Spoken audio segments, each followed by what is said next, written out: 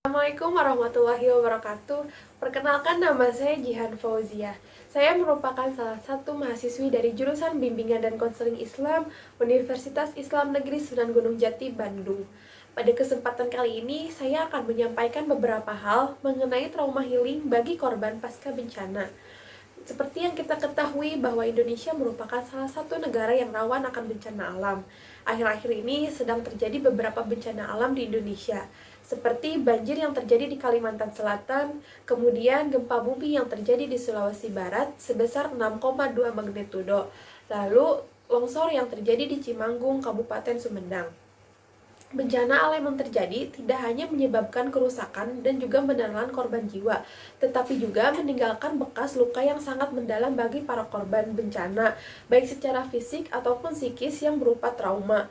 Pasca terjadinya bencana, korban akan mengalami kesedihan yang sangat mendalam akibat kehilangan beberapa anggota keluarga ataupun kerabat. Bisa juga karena kehilangan rumah, tempat tinggal, bahkan pekerjaan mereka. Nah, hal tersebut bisa berdampak pada keadaan ekonomi dan juga pada keadaan psikologis si korban. Konselor adalah salah satu profesi yang memiliki tugas untuk melaksanakan layanan konseling. Nah, konseling ini bisa dilakukan kepada korban bencana alam yang mengalami trauma ataupun yang sedang mengalami krisis. Konselor juga memiliki peran penting untuk membantu pengentasan kondisi trauma pada korban. Konselor juga bisa melakukan proses konseling dengan beberapa layanan, seperti yang pertama itu ada play therapy.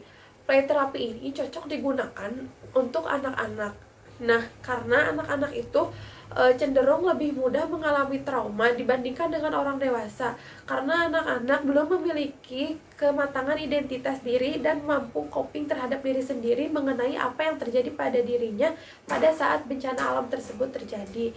Jika trauma psikis tersebut menyerang anak, maka anak memerlukan bantuan untuk mengatasi hal tersebut.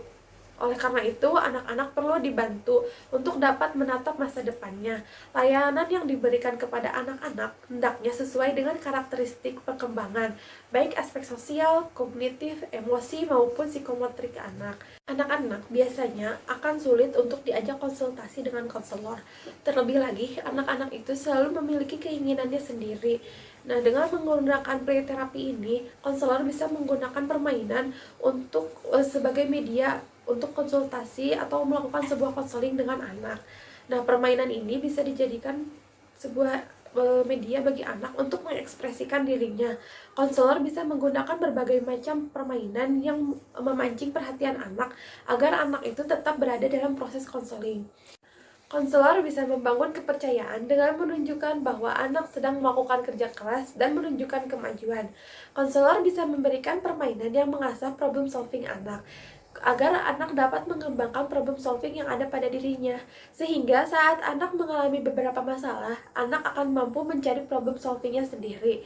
Permainan memberikan peluang yang besar bagi anak untuk mengembangkan kemampuan diri untuk berpikir kreatif atas persoalan yang sedang dialaminya. Kemudian yang kedua ada penenangan. Bencana alam menyisakan luka yang mendalam bagi para korban yang selamat, bahkan bagi para korban yang ada di tempat pengungsian. Terkadang mereka mengalami suasana yang mencekam, rasa cemas yang tinggi, stres, kecemasan neurotik, dan trauma yang mendalam yang ada dalam diri korban setelah terjadi bencana tersebut, sehingga mereka memerlukan sebuah penenangan untuk membantu menghilangkan rasa cemas yang dialami oleh para korban. Ada dua teknik penenangan yang dapat diberikan kepada korban bencana alam.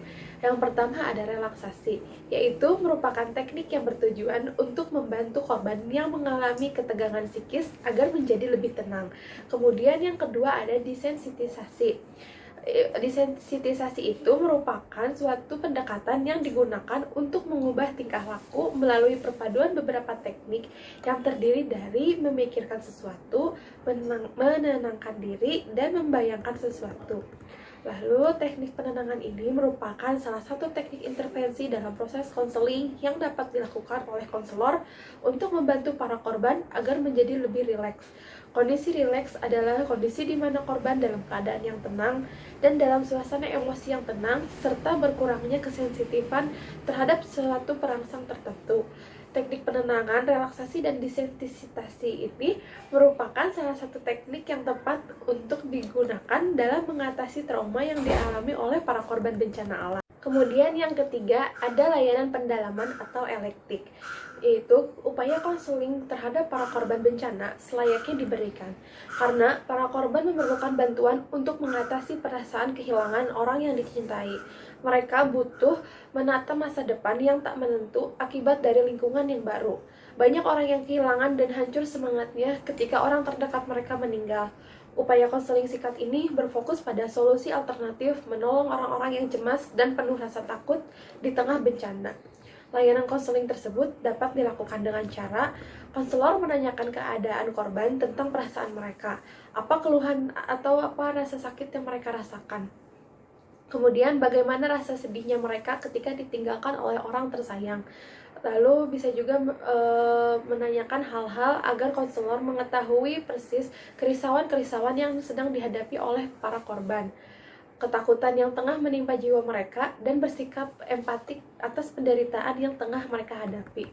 Setelah menanyakan mengenai kerisauan dan ketakutan yang dialami oleh para korban, selanjutnya konselor melangkah pada pertanyaan yang berfokus pada solusi. Konselor segera mengalihkan pada upaya solusi yang akan dilakukan oleh korban. Bagaimana korban akan menyikapi situasi krisisnya. Korban diajak untuk berpikir rasional mengenai langkah-langkah yang akan mereka lakukan dalam menghadapi situasi yang sulit ini. Misalnya, bagaimana korban akan terus eksis di saat mereka kehilangan keluarga tercinta. Terus upaya apa yang akan korban tempuh untuk meneruskan hidup mereka, dan langkah apa yang akan dilakukan untuk mengatasi kesedihannya.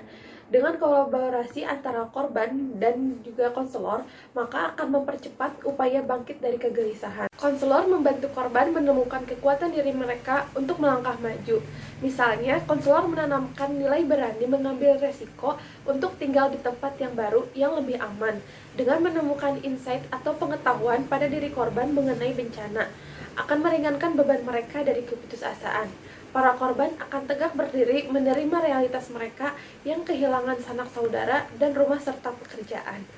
Sekian yang dapat saya sampaikan, semoga bermanfaat untuk semuanya. Terima kasih. Wassalamualaikum warahmatullahi wabarakatuh.